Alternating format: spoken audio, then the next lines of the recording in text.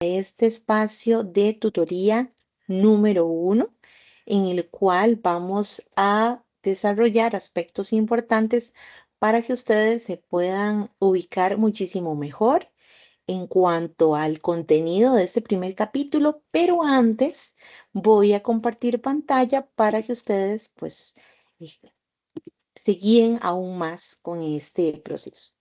Muy bien. Me dicen si logran ver la pantallita, si logran ver la presentación. Sí, profe, sí se ve. Súper, excelente. Muy bien, muchas gracias. Bueno, como les dije, este es un espacio en el cual ustedes van a tener acceso a los contenidos del primer capítulo en esta tutoría, que es la número 1. Vean ustedes que a lo largo de esta semana varios profesores vamos a estar impartiendo justamente esta tutoría número 1 y los contenidos que vamos a abarcar son precisamente los mismos. Claro, con estilos distintos de enseñanza, de formas pues personalizadas, por así decirlo, de explicar los contenidos, pero al fin de cuentas los temas van a ser los mismos.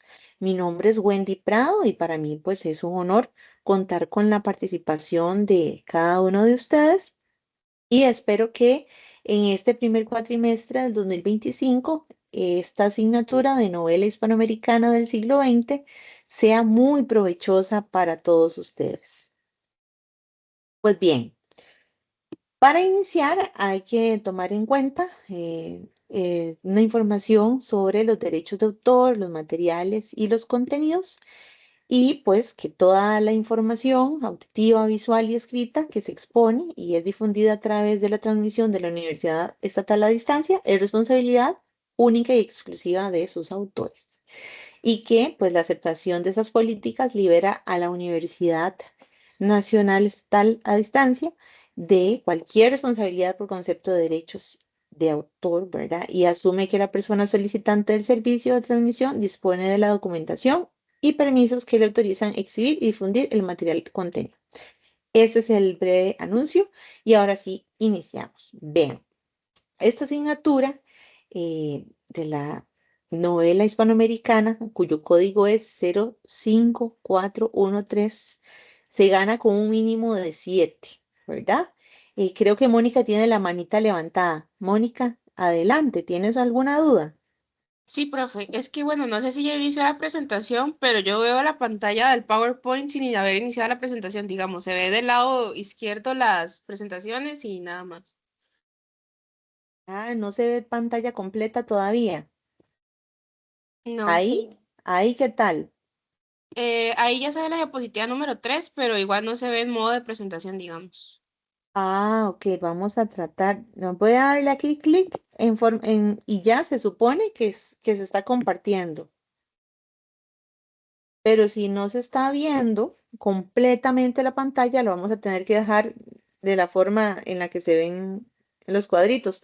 Porque resulta que ya aquí le estoy dando pantalla completa y usted me está indicando que no lo logra ver. Sí, no se ve Entonces, igual, pero igual con el tamaño que está, digamos, la diapositiva se ve bien. ok, vamos a ver si puedo hacer algún arreglito aquí para que se pueda ver más grande. Qué curioso.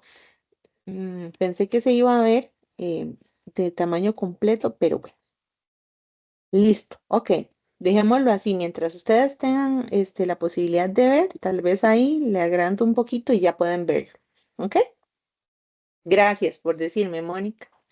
Ok, entonces, vean ustedes que esa asignatura se aprueba con un mínimo de 7 y ese 7 es lo mismo que un 70. ¿Ok? Van a tener 3 proyectos en donde ustedes se les van a, pues, realizar la respectiva evaluación del dominio de estos contenidos. Vean que el proyecto número 1 tiene un valor de 3,50. Digamos que esto en términos, digamos, de escala de 100 sería como un 35, tiene un valor de 35%, por así decirlo. Pero nosotros en la cátedra lo calificamos como un 3,50. Acá en este proyecto número 1 se va a evaluar únicamente el capítulo 1, ¿verdad? Y la fecha de entrega que tiene plazo único, es decir, no hay manera de entregarla después de esta fecha ni antes, ¿verdad? Yo sé que hay veces que me dicen, profe, ¿será que me puedo enviar el proyecto para irlo haciendo? Pues lamentablemente no funciona así. Hay fechas específicas, muy estrictas, que hay que seguir y esta es del 10 al 15 de febrero, ¿ok? Entonces, para que lo guarden en el calendario con alarma, en el teléfono, que lo anoten, que no se les pase la fecha. Son muchos días, si ustedes se ponen a ver, son 6 días de plazo para que ustedes puedan realizar este proyecto. Y generalmente se trata de un cuestionario, se trata como de varias preguntas en donde se les pide que expliquen con sus propias palabras qué se entiende por, llámese por un concepto, por ejemplo, focalización, ¿verdad? O intertextualidad. Estoy dando como ideas, no es que de eso se va a tratar, pero sí generalmente se trata de una especie como de cuestionario en donde ustedes completan lo que se les pregunta, ¿ok? Luego viene el proyecto número 2 y ese tiene un valor de 3. Vean que ahí solamente se va a evaluar el capítulo 2 y tienen como fecha de entrega plazo único del 10 al 15 de marzo.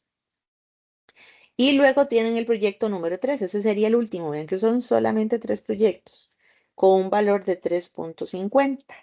Y por supuesto que en este último proyecto lo que se evalúa es el capítulo 3 y 4. Ahí van dos, ¿ok? Y la fecha para que ustedes realicen la entrega es del 7 al 12 de abril. Entonces, ¿cómo van a hacer ustedes para poder ingresar a la plataforma y revisar cuál es el proyecto que tienen que hacer? El 10 de febrero ya va a estar habilitado, por ahí de las 9 de la mañana ya va a estar habilitado en su entorno de AprendeU el proyecto número 1. De hecho, va a venir como en una pestañita. Voy a ver si puedo compartirles la plataforma de AprendeU para que ustedes tengan una noción más clara. Hasta el momento, ¿cómo van? ¿Alguna duda? Sí, profe, yo Vamos, tengo una. Yo estoy adelante. viendo ahora que no aparece, digamos, el apartado como usted dice del proyecto. Entiendo que es Ajá. porque todavía no está disponible. Sin embargo, en el cronograma tampoco vienen las indicaciones. Eso, como usted dice, se revela entonces, digámoslo así, cuando ya esté disponible. Correcto. ¿Logran ver la pantalla que les comparto en donde está, donde dice novela hispanoamericana? Sí, señora. Ok, entonces vean, a ustedes no les va a parecer exactamente igual porque este es como la presentación para mí que soy profesora, que soy tutora, pero a ustedes no les va a parecer, digamos, tan diferente. Ustedes ingresan a Aprendeu y vean que les sale novela hispanoamericana, les aparece curso, les aparece general, ¿verdad? ¿Ven? Y si se dan cuenta, si siguen, ven, no sé si siguen la flechita, acá dice, por ejemplo, proyecto número 1, pero está como transparente. Eso es porque no se ha habilitado y es hasta el 10 de febrero que se les va a ver visible a ustedes. Ustedes le dan clic ahí, ¿verdad? Y ya van a poder descargar el documento, que es un Word. Entonces usted lo descarga y ahí vienen las preguntas que tienen que contestar. Si logran ver donde dice proyecto número 1. Viene Sí, como letras señora. un poco más gris, ¿ves? Entonces, por esa razón, si ustedes ingresan, no les va a aparecer pues el acceso al proyecto número 1 hasta el 10 de febrero y así con el proyecto 2 y así con el proyecto 3. Ya cuando se acerque la fecha, por así decirlo, ahí ya va a ser diferente, ¿ok? Vean ustedes que acá en el curso ustedes tienen digamos, la pestaña que dice general y aquí es donde viene la orientación académica, que es súper importante que ustedes la descarguen y la puedan revisar. Luego viene la parte de avisos, que es donde yo les pongo información y viene el foro de dudas, que ahí es como una especie, por así decirlo, entre comillas, de chat, en donde ustedes pueden dejar dudas y yo con mucho gusto les respondo, ¿ok? Para comunicarse conmigo o con cualquier otro tutor en donde ustedes pertenezcan, vean ustedes que, por ejemplo, el mío dice novela hispanoamericana del siglo XX G5 Ese G5 es el grupo del entorno al que, pues en este caso, yo me hago cargo de la revisión, pero ustedes tendrían que ver a cuál grupo pertenecen ustedes. G1, G10, G14, porque son muchos entornos, son muchos grupos de la misma asignatura. ¿Ok? Eso para que lo tengan en cuenta. Bueno, si no hay más dudas con esta parte, continúo. ¿Alguna duda acá? Bueno, Mi parte seguimos. no, profe. Bueno, vean ustedes que ahí se pueden fijar y tienen general, tienen recursos, ¿verdad? Acá en recursos tienen el reglamento estudiantil, aspectos básicos del reglamento, guía para estudiantes de nuevo ingreso, consejos de uso de plataforma. En esta parte viene cómo incluso citar correctamente APA, ¿verdad? Viene esta pestaña, la tutoría 1, que ahí es donde ustedes ingresaron y tuvieron el acceso a todos los enlaces. Lo mismo va a suceder, como les dije anteriormente, con el proyecto 1. Cuando se les habilite, se les va a ver de color azulito y van a poder ingresar sin ningún problema. Ok, ahora voy a continuar entonces con la presentación. Profe, con Ahora, permiso. Me adelante. parece que la compañera Fiorella tenía una duda. Adelante, Fiorella, dígame. No, Vamos no, a más ver. bien usted ya la aclaró. Entonces sí, todo Ok. bien. Gracias. Aprovechen y salgan de dudas. Pregunten lo que necesiten para que después no se queden con esa, ¿verdad? Esa interrogante. Y entre más claro esté todo para ustedes, muchísimo mejor. Bueno, ahora dice, vean ustedes que va a aparecer siempre que el código 05413 no tiene reposición. ¿Ok? Y hay que tener, digamos que mucho cuidado en hacer la respectiva entrega de todos los proyectos. Esta asignatura está hecha para que obligatoriamente, sí o sí, se presenten los tres. ¿Por qué? Porque está hecha matemáticamente para que se vea, digamos, el estudiante en esa obligación de hacer los tres trabajos.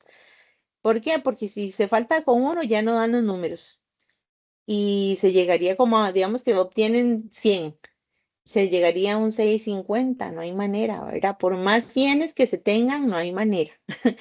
Y esta es una asignatura en donde generalmente se pide que ustedes expliquen, que ustedes sustenten, que realmente se demuestre que entendieron la materia, ¿verdad?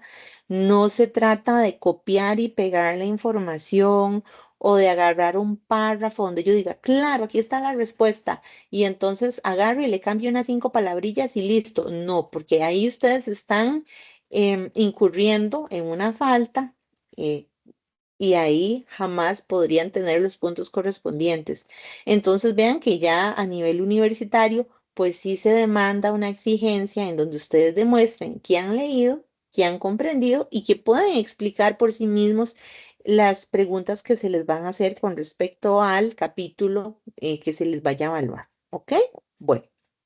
Entonces, teniendo claro en esto, nada más, ya ustedes por iniciar, ¿verdad? Yo siempre digo, ya todos por iniciar tienen un 100. Ahora hay que luchar por conservarlo. Y eso implica que lean bastante, sean muy rigurosos en las respuestas, ¿verdad? Yo sé que tal vez acá no están todas las, ¿verdad? El estudiantado que pertenece al grupo que yo voy a calificar, pero este... Mm, de igual manera funcionan los demás grupos con todos los profesores que estamos a cargo de esta asignatura. Trabajamos igual, ¿verdad? Nos encargamos de la revisión de los mismos proyectos, de atender las dudas del foro, de atender los mensajes que tienen ustedes. Si quisieran comunicarse conmigo, recuerden que ahí en la plataforma tienen dos medios. Uno, que es el correo interno, ¿verdad? No sé si les ha quedado claro cómo utilizar el correo interno. Ahí les aparece como un sobrecito. Ese sobrecito es donde ustedes se pueden comunicar conmigo personalmente, digamos, o pueden entablar sus dudas en el foro general y cualquier persona va a poder leer la duda que ustedes hayan dejado ahí. ¿Ok? Bueno, consideraciones generales para el desarrollo de la asignatura. Paso número 1 y muy importante tiene que ver con leer cuidadosamente la orientación académica de la asignatura.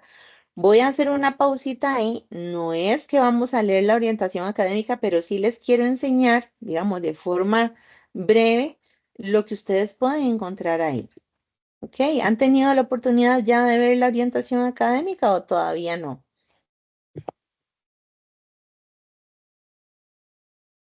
¿Cómo les ha ido con eso? Yo sí, profe, ayer le eché una ojeada. Ah, bueno, qué dicha, muy bien. Y vean ustedes que sí, es mucha la información, en el sentido de que por algo se llama orientación, ¿verdad? Porque ese es el objetivo, que ustedes se puedan orientar y guiar. Entonces, si ustedes se van a la plataforma de Aprendeu, van a encontrar la orientación que les decía. Vean ustedes que es un PDF de 43 páginas, ¿verdad? No me voy a detener a leer esta orientación, pero sí hay aspectos que me interesa mucho que ustedes tengan.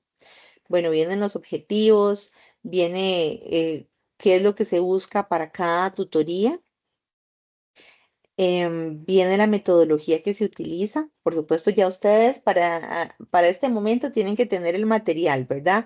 La antología y las dos unidades didácticas, la antología y la que dice novela. Ahorita vamos a eso. Bueno, viene cómo funcionan las tutorías, los materiales que ustedes van a utilizar. Importante, utilicen única y exclusivamente estas unidades didácticas. No vayan a responder los proyectos utilizando información, revistas académicas, información de internet, porque esto les puede perjudicar bastante. De hecho, se penaliza si buscan información externa a lo que se le está pidiendo, por más válida que sea la respuesta, no se les va a asignar los puntos, ¿verdad? Entonces, esas son consideraciones importantes para que pues vayan claros sobre la marcha. Viene información sobre Onda UNED, ¿verdad? Que son tutorías y transmisiones en vivo. Y aquí, pues, ustedes van a tener más recursos audiovisuales con las fechas, ¿verdad? De cuándo son estas radiotutorías. Luego viene el cronograma y esta parte para mí es indispensable. Yo creo que este cronograma les ayuda a ustedes muchísimo a saber qué es lo que tienen que ir haciendo semana a semana, ¿verdad? Y les indica eh, la fecha, la actividad, el contenido y ven ustedes que viene marcado en color verde cuándo es la entrega del proyecto. Entonces, ahí en la orientación tienen este cronograma. Mi recomendación es que lo tengan siempre a mano, ¿verdad? Y anotado, ojalá usen agenda, ojalá ya tengan pues su propia metodología para ordenarse con las entregas de los trabajos. Yo sé que no solamente llevan esta asignatura, llevan alguna otra más y dentro de sus responsabilidades ya personales, pues son muchas las cosas, pero donde hay orden, no hay cómo perderse, ¿verdad? Entonces vean ustedes que ahí está el cronograma. Esa era parte importante de lo que yo les quería enseñar para que se guíen bastante, ¿verdad? Y después viene un resumen de todas las cosas que vienen acá, desde la entrega de los proyectos, desde las tutorías, desde las radiotutorías, videoconferencias.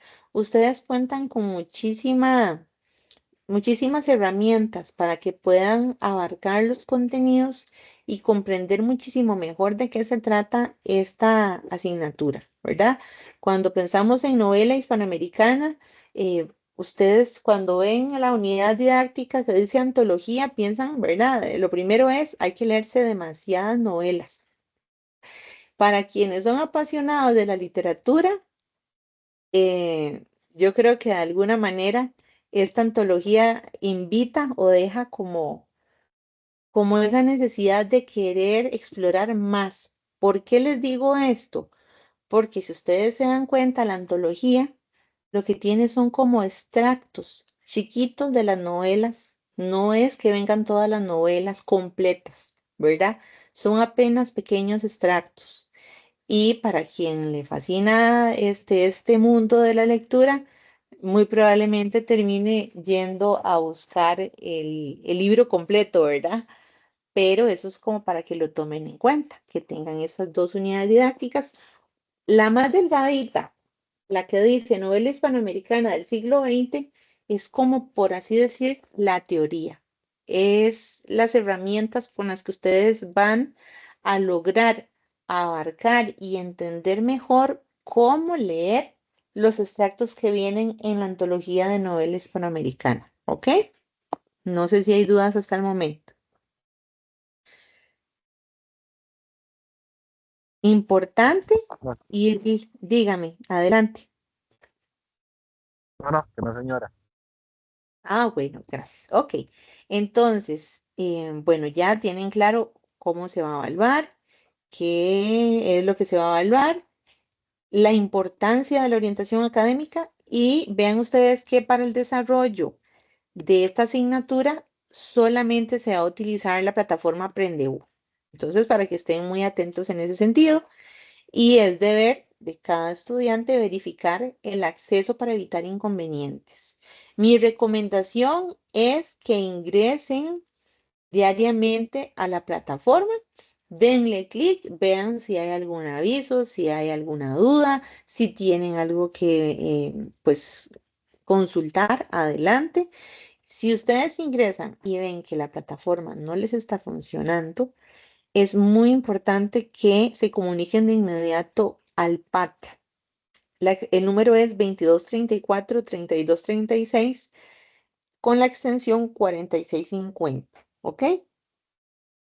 Luego, revisar y leer todo el material didáctico, la unidad didáctica, novela hispanoamericana del siglo XX de Guillermo Barzuna y antología de literatura hispanoamericana del siglo XX de Guillermo Barzuna y Álvaro Rojas, además del material didáctico del entorno asignado en la orientación académica, previo a la sesión sincrónica que deseen ingresar, que fue lo que yo les enseñé ahora que dimos un repasito por todo lo que había en la plataforma Aprendido.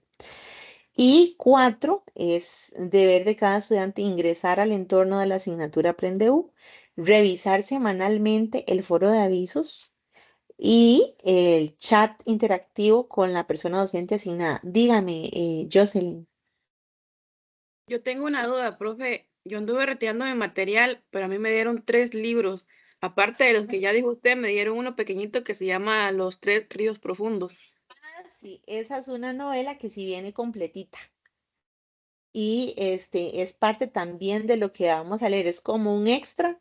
Vas a ver que está sumamente relacionado con lo que estamos viendo, es como un extra. Dado que la antología son apenas extractos, la cátedra ha hecho ese esfuerzo por darles una novela completa para que tengan esa oportunidad. ¿Ya? Muchas gracias.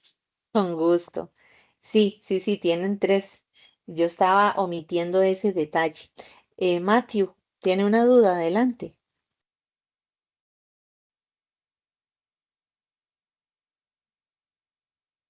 Jocelyn,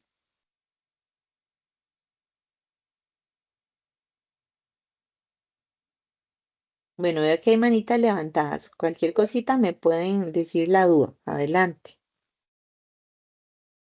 Luego es importante que revisen la pestaña correspondiente al instrumento de evaluación que se les solicitan las orientaciones.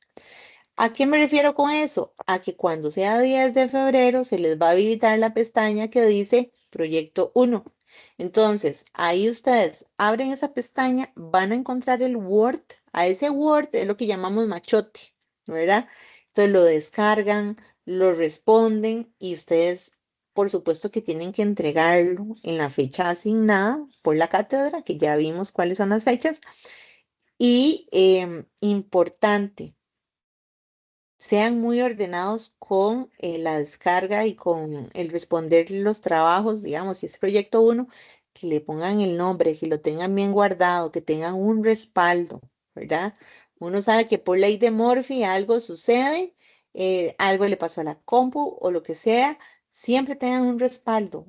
Guarden ese documento en una llave Maya, también en la computadora, envíenselo al correo. Otra cosa importante, cuando envíen el documento ya completo, verifiquen que sí sea el trabajo. Me ha pasado varias veces que lamentablemente recibo proyectos que no son el que se está evaluando, ¿verdad? Y eso es un gran pesar porque pues de errores somos humanos y es de humanos errar, pero sí hay que tener muchísimo cuidado en el orden en que están subiendo, ¿verdad? Para que no se vayan a ver perjudicados. 6. Todo instrumento de evaluación se debe subir al entorno en la pestaña correspondiente y en formato PDF. Por supuesto, tienen que identificar el archivo con respectivo nombre. ¿Ok? Entonces, si yo soy Wendy Prado, yo le pongo el nombre a ese documento y es Wendy Prado, proyecto 1, ¿verdad? Y lo subo en PDF. Recuerden que cuando uno le da a guardar al documento en Word, hay una opción que dice guardar como. Y ahí en guardar como, ustedes lo pueden convertir a PDF. ¿Ok? No presentar uno de los instrumentos implica prácticamente la pérdida de la asignatura. Y aquí atención especial con respecto al plagio, ¿verdad? ¿Qué es el plagio? Pues insertar material ajeno y presentarlo como si fuera propio.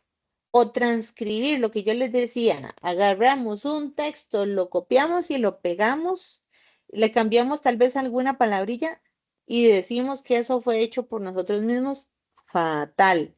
Estaríamos incurriendo en plagio, ¿verdad? O agarrar información de internet, ¿verdad? Y vean ustedes que es importante que seguir siempre al pie de la letra las instrucciones. Si incurre en plagio, ¿qué sucede? Pues se expone no solamente a la invalidez del instrumento, sino también a sanciones académicas.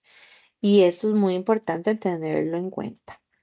Luego, si ustedes tienen dudas o consultas, cualquier duda, cualquier consulta que tengan con respecto a la asignatura, con respecto a los contenidos, ustedes ya saben que pues me la deben de hacer a mí, en el caso de las personas que estén en el grupo 5 del entorno, al foro de dudas o al correo interno.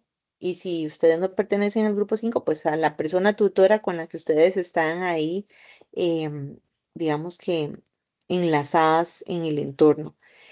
Recuerden que este es el correo del PAT por si tuvieran algún problema. Y la consulta, ¿qué debe tener? Cuando ustedes escriben alguna duda, tienen que tener su nombre completo, su número de cédula, el centro universitario, el número de grupo, el número de entorno y nombre de la persona docente, nombre de la asignatura, código de la asignatura y la fecha en la que están haciendo la consulta.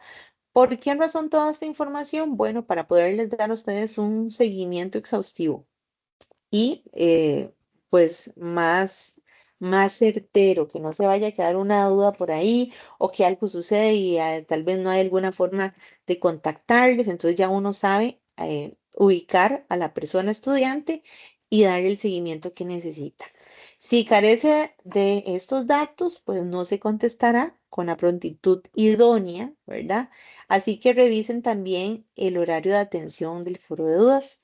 Vean que en mi caso yo voy a estar atendiendo el foro de dudas los días lunes, miércoles y viernes. Cuando se trata de fechas de proyectos, yo sé que van a surgir más dudas, ahí sí, porque es propia de la materia. Entonces yo sí tengo la consideración de ingresar diariamente para revisar que estén todas las dudas de ustedes saldadas.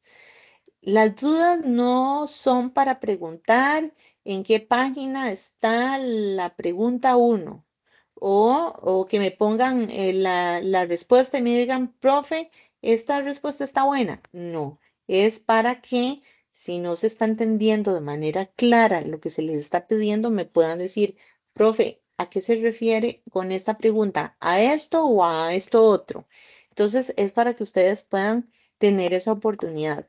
Como les digo, cuando son proyectos, yo respondo a la brevedad y estoy permanentemente vigilante a que esas dudas se resuelvan lo más rápido posible para que ustedes no se vean afectados o atrasados, ¿verdad? Con esto. Pero en días normales, donde no hay proyectos, yo atiendo lunes, miércoles y viernes. ¿De acuerdo? ¿Quién es el encargado de la cátedra? Es Francisco Pérez Zamora. Este es el correo de Francisco, pero él solamente responde consultas estrictamente ligadas a lo académico. ¿verdad? Por ejemplo, el resultado de alguna apelación en subsidio, que hubo una omisión o algún registro equivocado de las notas en el historial académico. Pero por favor, a él no le copien correos porque se le va a saturar. Imagínense que solamente estudiantado de la UNED son muchísimos, muchísimos, más de 500, más de 500 estudiantes. Entonces, imagínense lo que es que a Francisco le lleguen esos 500 correos. Si ustedes tienen una duda, pues a mi persona o a la persona tutora con la que ustedes estén y más que suficiente. Importante. Vean, yo sé que estamos en un mundo en donde los grupos de WhatsApp, grupos en redes sociales están a la orden del día, pero nosotros como Cátedra de Lengua y Literatura no avalamos la información que ahí se vaya a publicar. No nos hacemos responsables, ¿verdad? Cada quien en libertad decide qué hacer con sus decisiones, pero nosotros como cátedra no vamos a avalar nunca la información que se transmita en redes sociales. ¿Por qué? Porque no son oficiales, porque ahí no están los profesores tutores ni vamos a estar, ¿verdad? Entonces, si ustedes tienen alguna consulta, qué mejor que nos la hagan directamente y así aclaran la duda que vayan a tener. ¿Ok? ¿Cómo vamos por el momento? Profe, Dígame. ahora sí me escucha, es que tenía el micrófono levantado hace poco del, Ah, ok. y no me di cuenta. Le iba a preguntar que cuál es la diferencia entre Aprende U y Educa U, porque no entiendo. Vieras que son exactamente como las mismas plataformas, nada más que son como dos vertientes que tiene la universidad para impartir cursos. Por así decirlo, son como sedes virtuales, pero no es como que una sea mejor que otra, no, son lo mismo, nada más que como nombres diferentes. Son como sedes, por así decirlo. Eso es como la explicación, creo que más fácil que podría darle de por qué es que se da ahí. Y digamos, a mí solo me llegó los datos para poder entrar a Aprende U, entonces Educa U es que no lo voy a usar, o algunas materias usan uno y otras otras. Algunas cátedras, algunas materias sí usan estudiado. Nosotros solo en Aprendeu. Por lo menos lo que es novela Ok, solamente en Aprendeu. Es eso. está bien, gracias. Con mucho gusto. Ok, bueno, entonces vean ustedes que vamos a iniciar ahora sí con el capítulo número 1. ¿Qué vamos a ver en este espacio? Bueno, en primer lugar, ¿cómo es que se dan esos orígenes del contar en Hispanoamérica? Vean ustedes que el capítulo número 1 se llama La novela, creación de mundos y estrategias narrativas. Y resulta que ustedes saben que la novela es parte, bueno, vamos a ir viendo, no me voy a ir adelantando para no ir haciéndoles como dicen spoilers, ¿verdad? Pero tiene que ver con los géneros literarios. Ahora, ¿qué vamos a ver a lo largo de este capítulo número 1? ¿Cómo es que se origina esto de contar en Hispanoamérica? Dice, cuando pensamos en Hispanoamérica, ¿qué será? Es que, bueno, está el continente americano, está Centroamérica, está, ¿verdad? Norteamérica, Suramérica. Bueno, ¿qué es eso de Hispanoamérica? Ya lo vamos a ir viendo. Luego, ¿cómo es que la imaginación permite crear otros mundos? Y esto a partir de la escritura literaria. ¿Será que es únicamente a partir de la escritura? Bueno, vamos a ir viendo cómo se crean estos mundos desde el origen de nuestra historia hispanoamericana. Y por supuesto vamos a ir viendo esa forma de imaginar los mundos, vamos a ir viendo esa clasificación que tiene que ver precisamente con los géneros literarios y cómo es ese contar historias, cómo es que repercute en la visión de mundo, en la creación de novelas, en la producción literaria que tenemos actualmente, ¿verdad? Y a partir de ahí vamos a ir viendo elementos que tienen que ver con los siguientes objetivos. En primer lugar, como objetivo de aprendizaje es que ustedes cuando terminen de leer este capítulo puedan estar en la capacidad de forma general, identificar cuáles son esas cualidades que ustedes puedan hacer esas definiciones y características de la literatura, porque cuando hablamos de la literatura, ¿qué es eso de la literatura, verdad? ¿Qué es eso de la narrativa? Y en particular de la novela como un género literario. Y ese desarrollo que tiene la novela precisamente en Hispanoamérica durante el siglo XX. ¿Cómo es que se origina? ¿Por qué se origina? ¿A qué alude? ¿Cuál es la trascendencia del mensaje que encierra el género de la novela en Hispanoamérica? Bueno, vean que lo estamos ubicando en el siglo XX, ¿ok? Eso no quiere decir que no nos vayamos a ir un poquito atrás en la historia para ubicarnos en el contexto, y a partir de esta generalidad vamos a ver específicamente que ustedes puedan reconocer esos rasgos propios de una escritura literaria y cuáles son esas particularidades que tiene en Hispanoamérica, ¿verdad? Así como esas variaciones que ha tenido a través del tiempo, para que también puedan hacer un análisis de esos elementos que vamos a encontrar del narrador y del mundo mostrado en obras narrativas y cuál es la relación que tiene con el contexto sociocultural. Y aquí es importante y destaco que las obras literarias no surgen de forma espontánea, por generación espontánea, y no están ligadas a un momento, a un tiempo, a un lugar determinado, ¿verdad? Que está permeado por una visión de mundo de quien escribe. Entonces, por supuesto que la literatura va a estar ligada de alguna manera de un momento histórico, ¿verdad? Cada obra es hija de su tiempo y por eso vamos a ir conociendo la riqueza en la expresividad narrativa que vamos a encontrar a lo largo de este periodo, para que también ustedes sean capaces de identificar cuáles son esas estrategias discursivas para presentar ese mundo mostrado, ¿verdad? ¿A través de qué elementos? A través de, por ejemplo, el estilo narrativo, en qué tiempo, cómo se juega con el tiempo, hasta qué punto influye el título de la obra o no, me está indicando algo, me está dando pistas, me está abriendo un portal a un mundo ficticio o no. De alguna manera, nosotros como lectores importamos dentro de lo que sería la narrativa, la literatura. Bueno, todo esto lo vamos a lograr una vez que avancemos con el capítulo número 1. ¿Ok? Entonces, vean que es importante tomar en cuenta que, pues sí, hay un conjunto de características muy importantes con respecto al lenguaje literario.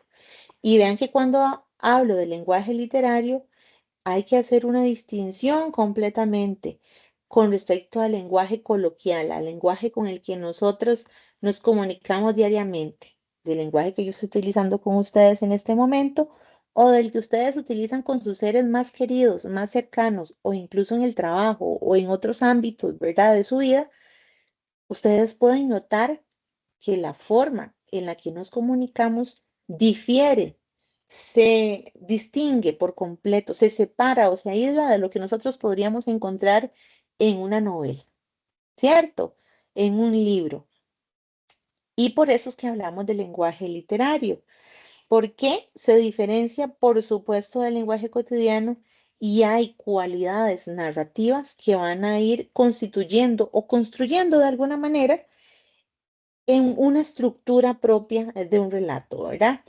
¿Cómo se llama la persona que habla en un relato, en un texto, en una novela? Ven ustedes que aquí ya entra la figura del narrador, ¿verdad?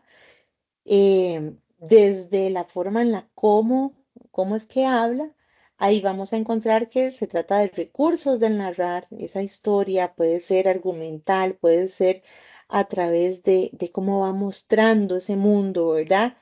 ¿A quién dirige eso que está hablando? Que en este caso, pues, seríamos nosotros como lectores.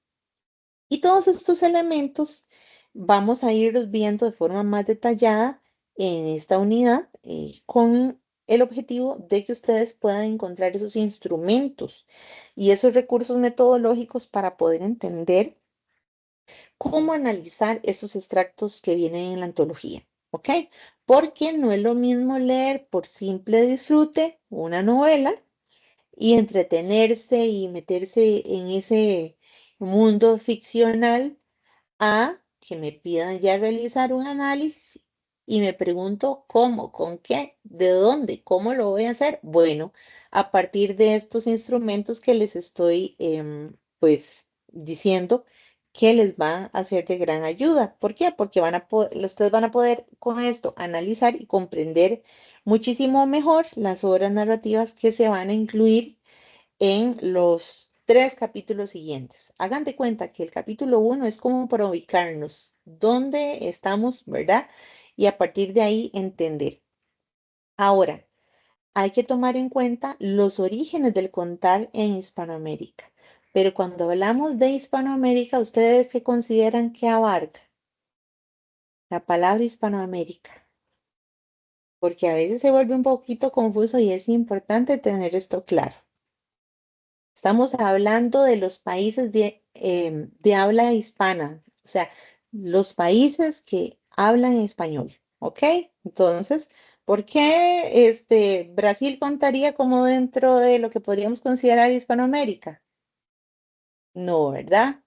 El, el idioma que hablan en Brasil, el portugués, pues no forma parte y la cultura y demás, no coincide con el habla hispana y la producción de literatura en español que tiene nuestro continente. ¿Ok? Ahora, cuando hablamos del siglo XX, estamos hablando del siglo que comprende de 1900, digamos que al 2000, ¿verdad? Entonces, eso es importante ubicarlo para que ustedes digan, ah, claro, entonces solamente novelas de habla hispana del siglo pasado. Y listo. Vean ustedes que con respecto al pasado, cuando se origina, digamos, la historia que nosotros comprendemos desde que estudiamos en la escuela, al colegio, la universidad, hablamos de un pasado que ha sido un territorio en disputa. ¿Por qué? Porque tenemos un antes y un después al momento de la conquista, ¿verdad? Y hay que tomar en cuenta que ya previo a la conquista sí había literatura. Y alguien se preguntará, pero ¿de dónde están los libros? Entonces, bueno, eso es todo un tema muy, muy complejo, muy curioso, y es porque precisamente las culturas precolombinas tenían una literatura, pero no como la conocemos, de papel y lápiz, sino era una literatura oral, en donde iban transmitiendo esos relatos de generación en generación. Y aquí nos vamos a dar cuenta, ¿verdad? Que en el momento en el que ocurre la conquista y por supuesto en los años siguientes a esta coyuntura van a ser los documentos poéticos, los documentos narrativos con los que se van a ir instaurando y con los que se va a ir de alguna manera contando el acontecer histórico de este continente a partir de 1942, digo, 1492, perdón. Vean ustedes que vamos a encontrar en esta literatura previa, ¿verdad? Precolombina, por así decirlo, van a quedar huellas, ¿verdad? Que podemos leer en el presente. Por supuesto, vamos a ver que hay muchos relatos históricos sobre el pasado de las sociedades que compiten entre sí. Vamos a encontrar relatos de historiadores que, por supuesto, no van a ser neutrales. Ellos van a tener su punto de vista y quien escribe la historia, en este caso, pues son los vencedores. Ujú. Y entonces, a partir de ahí, pues los historiadores, uno pensaría, ¿verdad? Que van a recurrir siempre a pruebas, pero resulta que los historiadores del pasado, de siglos anteriores, simplemente se dejaban llevar por su forma de pensar, por lo que creían, por lo que querían dejar, ¿verdad? En constancia y no siempre era, digamos que un relato neutral.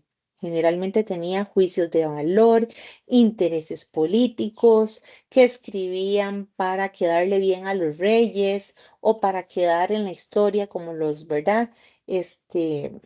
Como los grandes héroes, en fin, hay mucho, mucho hilo ahí, pero vean ustedes que la literatura va a ser una manera de ir buscando las huellas de ese pasado. Nos va a abrir un mundo impresionante para conocer cuáles fueron esas disputas, esas dinámicas y visiones de mundo que en muchos casos obviamos porque nos dejamos llevar de alguna manera solo por lo fantasioso, lo entretenido que tiene el texto, pero acá vamos a ir viendo con una mirada más profunda, más ancha, qué es lo que está sucediendo en ese momento. Vean ustedes que cuando yo les digo que los pueblos indígenas sí tenían una creación literaria, en realidad vamos a darnos cuenta que lo que se preserva es muy poco, ¿verdad?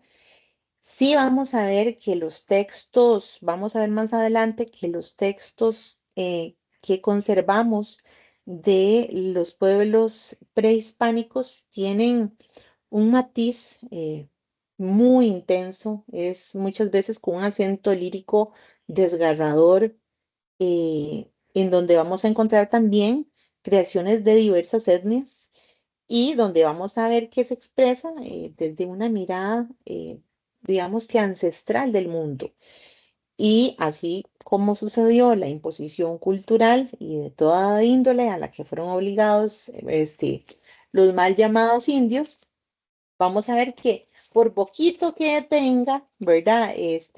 Digamos que por lo poquito que podemos encontrar, sí, vamos a encontrar muchísimo de lo que podríamos, pues, indagar, analizar, ¿verdad? ¿Y qué es lo que pasa con la voz de los conquistadores españoles? Que bueno, que la vamos a encontrar en crónicas, por ejemplo, en textos escritos por frailes, por historiadores reales. ¿A qué me refiero con historiadores reales? Eran los historiadores que tenían los reyes. ¿Para qué? Para que dejaran constancia de los hechos heroicos que tenían su reinado para la historia, ¿verdad? Muchos humanistas de países europeos también que se interesaron mucho por ese momento de la conquista, por lo que acontecía en el llamado Nuevo Mundo, que eso era como un boom, ¿verdad? Así cuando en ese momento, siglo XV, pensaban que Europa era el único mundo existente y cuando se abre ese panorama de que había un mundo nuevo, inexplorado, pues la perspectiva, la amplitud cambia, ¿verdad? Y vamos a ir viendo que toda esta literatura que vamos a ir desarrollando, pues va a tener tendencias, ¿verdad? Y no es que siglo con siglo ya la literatura sea otra o las novelas sean otras, no, sino que hay un bagaje cultural, histórico que es importante tener en cuenta para poder analizar la muestra que viene acá de estas obras que son sumamente representativas. Vean ustedes que si se fijan en la antología, van a encontrar extractos de La Vorágine, de Don Segundo Sombra, de Doña Bárbara, Los de Abajo, Los Ríos Profundos de José María Díaz, pero ese sí lo tienen completito. Hombres de Maíz, El Arpa y la Sombra, El Señor Presidente, El Recurso del Método, La Ciudad y los Perros. O sea, es muy grande, si ustedes se dan cuenta, la producción literaria con la que cuenta Hispanoamérica. Cien años de soledad, por ejemplo, ahora que está tan en boga con la serie que sacó Netflix, no sé si han tenido la oportunidad de verla.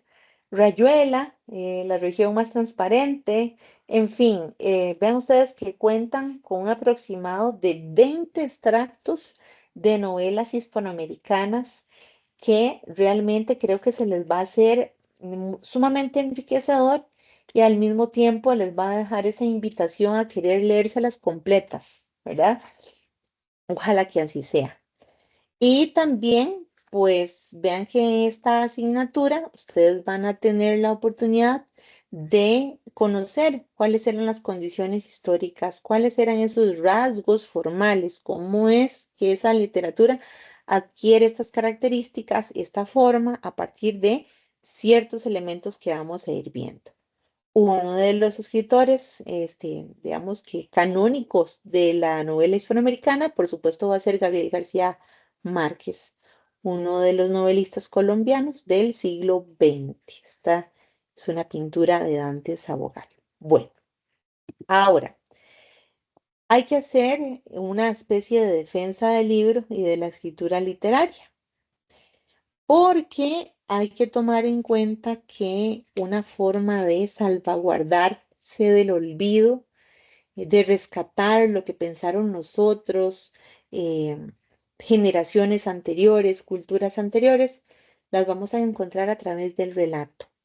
Pero el relato por sí solo no va a funcionar sin el lenguaje. Gracias al lenguaje es que se puede hacer el arte de contar historias. Y esta va a ser la función primordial, comunicar, pero al mismo tiempo preservar. ¿Y cómo vamos a encontrar que se van contando esas historias y se van preservando? Bueno, la vamos a encontrar a partir de, por ejemplo, mitos, leyendas, epopeyas, cuentos, romances, novelas. Y ustedes pueden pensar digamos, a nivel familiar o de comunidad, cuáles son esas leyendas. Y pensamos en leyendas ticas, ¿verdad? No hay quien no se sepa una leyenda tica, llámese Alcadejos, la Cegua, la Llorona, ¿verdad? Y nos vamos a dar cuenta que conforme vamos compartiendo con otras nacionalidades, pues otros países también de América conservan casi que las mismas leyendas, ¿verdad? Entonces, este contar historias es propio del ser humano, porque el ser humano es un ser gregario que siempre busca el reunirse, el compartir. Mm, Aristóteles era muy sabio, ¿verdad? Este filósofo griego que decía que el ser humano era un animal político, es decir, no estábamos hechos para crecer en islas ni vivir en soledad, siempre estábamos buscando el pertenecer, el formar parte de un grupo, ¿ok? Y esta cuestión que tiene que ver con el relatar, lo vamos a encontrar en la literatura y vamos a ver que hay una especie de diálogo con la historia y con la sociedad. ¿Por qué? Porque la literatura no es una creación aislada. Siempre va a ser hija de su tiempo, de su momento histórico y por supuesto de quien la escribe. Aquí vamos a ver que en la literatura muchas veces vamos a encontrar una reelaboración de mitos, de metáforas, de símbolos que se van a ir preservando tal vez con variantes, con formas distintas de contar, pero que al final encierran, por así decirlo, ese ADN, ¿ok? Ese ADN de la literatura. Y acá vamos a estudiar, por supuesto, que esas cualidades de la escritura literaria. ¿Quién cuenta? ¿Cómo lo cuenta? ¿A quién lo cuenta? Entre otras muchas cosas. Y por supuesto, ¿cuáles son esas técnicas de análisis del discurso narrativo?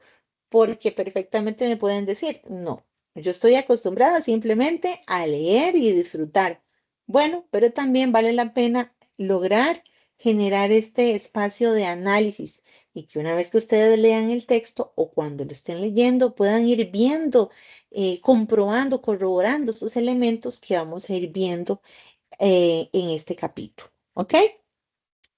Como les decía, y aquí quiero hacer hincapié en qué es esto de Hispanoamérica. Ahora ven ustedes que ahí les presento este mapita. Y en este mapa estamos haciendo referencia a una región cultural. Es una región conformada por países de América donde se habla español de forma mayoritaria. Lo conforman 19 países y actualmente puede que esté un poquito más, pero actualmente en promedio serían unos 400 millones de habitantes. ¿Ok? También tenemos este concepto que sería Iberoamérica, que serían los países americanos que fueron colonias de España y Portugal, ¿verdad? Y así es como ustedes pueden diferenciarlo. También hablamos de otro concepto que es el de Latinoamérica o América Latina, ¿verdad? Aquí ya incluyen el español, el portugués, el francés, incluye aquí sí a Brasil, Guadalupe, Guayana, francesa y Martinica. Pero vean ustedes que cuando hablamos de Hispanoamérica es una región cultural conformada por el lenguaje, el idioma del español. Muy bien. Ahora, Con respecto a los orígenes del contar en Hispanoamérica, vean ustedes que a partir de 1492 se da el gran descubrimiento, y lo ponemos entre comillas, ¿verdad? Porque aquí ya hay todo un debate teórico de que no hubo ningún descubrimiento, porque ya las etnias precolombinas se sabían que existían, ¿verdad? Ya tenían claro quiénes eran, ¿verdad? El descubrimiento eran para los otros, para quienes venían del viejo continente y descubrían un mundo. Por supuesto que fue un descubrimiento para quien jamás, ¿verdad? Ni en lo más insospechado de su imaginación creería que un territorio al otro lado del mar, porque además se creía que ya ahí se acababa el mundo y que lo que había simplemente era un gran vacío, eh, se pudiera descubrir un territorio con esta riqueza, ¿verdad? Cultural, geográfica, de recursos naturales que pues nosotros conocemos. Se da el periodo de la conquista y entre comillas, también de genocidio de América, ¿verdad? Y aquí hay que tomar en cuenta, cuando uno pone entre comillas las palabras, hay que investigar qué significan las palabras, si realmente son tal cual, ¿verdad? Si se plantean, digamos que discursivamente. Entonces, todo lo que yo les digo, siempre piénsenlo desde un sentido crítico, ¿verdad? Para que puedan ustedes a partir de la duda indagar también, descubrir y ir afianzando sus propios conocimientos. Bueno, resulta, sucede y acontece que con estos orígenes del contar en Hispanoamérica que yo les decía que era de literatura oral, aquí vamos a encontrar testimonios narrativos, líricos y leyendas. ¿Sobrevivieron los documentos? Bueno, resulta que no había documento que pudiera sobrevivir porque no lo había. Era el recurso oral, especialmente por parte de los mayas, de los aztecas y de los incas, que tenían su propia forma de narrar de generación en generación. Luego, con la conquista que llega la escritura a América, pues sí, va a haber un traslado, yo diría que breve o corto en cuanto al volumen de lo que se logra rescatar del contar precolombino, pero sí tenemos unos cuantos textos. Uno de los más importantes, el Popol Vuh, y ahorita vamos a ir en ese punto. Bueno, acá en muchas ocasiones, cuando se trasladaba del oral a lo escrito, porque recuerden que llegaron muchos frailes para evangelizar en América, resulta que muchas veces algunos de esos documentos fueron revisados, fueron censurados, cambiados o incluso mal traducidos por los españoles. Y ahí hay que tomar en cuenta, ¿verdad? Que estamos iniciando un camino de la literatura en este continente con textos que lo que van a hacer es ir ejemplificando la forma en la que se representa lo americano, antes de la conquista, por supuesto, ¿verdad? De la conquista española y durante este periodo. Ahora, vean ustedes que esta era parte como de la ciudad de Tenochtitlán, que era la mítica ciudad capital de los aztecas, fundada sobre el lago Texcoco. Actualmente, ¿qué es lo que hay acá? Bueno, está la Ciudad de México. Y resulta que como esta gran ciudad fue creada sobre un lago, ¿verdad? Porque de acuerdo con la mitología de los aztecas, habría que crear una ciudad justo donde un águila se estuviera comiendo una serpiente como en un cactus, ¿verdad? Entonces vieron eso como una señal divina y ahí en el lago empezaron a crear esa gran ciudad. Claro, con la llegada de Hernán Cortés y la conquista pues española, lejos de asentarse y crear una ciudad fuera de ese espacio, porque piénsense ustedes como conquistadores, ¿verdad? Porque aquí hay que jugar en ambos sentidos. Para ellos era muy relevante llegar y ubicarse en la ciudad que era la más importante para la otra, para la otra cultura o etnia. Era importante apoderarse de su tesoro, de esa ciudad. Y con los siglos, con el paso del tiempo, ahí es donde está la Ciudad de México. Y lo que sucede actualmente es que poco a poco se está hundiendo la ciudad, ¿verdad? Por las características propias del terreno, ¿verdad? Su geografía, pero bueno, eso es otro tema. Pero es un dato curioso, nada más se les quería compartir. Ahora, ¿dentro de cuánto va a ser inhabitable? Eso no lo sé, pero sí es un riesgo bastante fuerte que cuenta, ¿verdad? Que cuentan actualmente los habitantes. Ahora, lo que les comentaba con respecto a estos inicios del contar en Hispanoamérica, tenemos el Popol Vuh. No sé si han tenido la oportunidad de leerlos. Es un libro interesantísimo. Y el Popol Vuh, podríamos decir que es quizás el documento más significativo de la cultura maya para conocer esa visión de mundo, cómo se originó el mundo, ¿verdad? Cómo es que creían o veían, digamos que la realidad, de acuerdo con los mayas. Y en este texto lo que pasa es que se va a relatar, así como en la Biblia tenemos el Génesis, en el Popol Vuh también tenían los orígenes del mundo, ¿verdad? Y de cómo se creaba el ser humano y toda la creación del cosmos, a eso llamamos cosmogonía de los antiguos habitantes de esta región.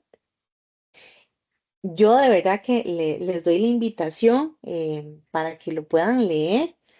Les voy a leer un extractito del Popol Vuh para que vean ustedes qué interesante. Dice, esta es la relación de cómo todo estaba en suspenso, todo en calma, en silencio, todo inmóvil, callado y vacía la extensión del cielo. ¿Se les parece a algún otro texto este inicio del Popol Vuh? Dice, esta es la primera relación, el primer discurso.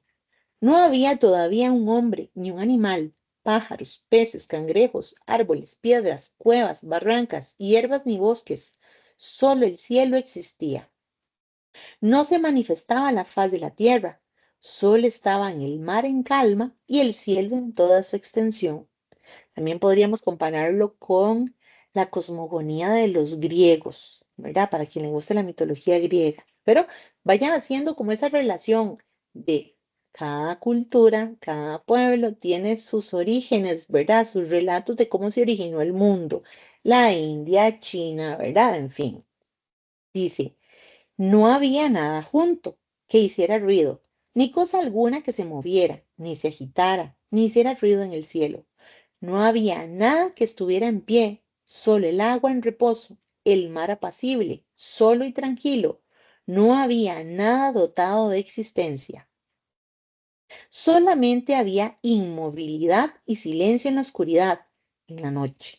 Solo el creador, el formador, Tepeo, Gucumatz, los progenitores estaban en el agua rodeados de claridad. Bueno, y así podríamos seguir, de verdad que la invitación se las hago porque es un texto muy rico, ¿verdad? Para entender esa cosmogonía, esa visión de mundo que tenían los mayas. Luego tenemos, bueno, importante, ¿verdad?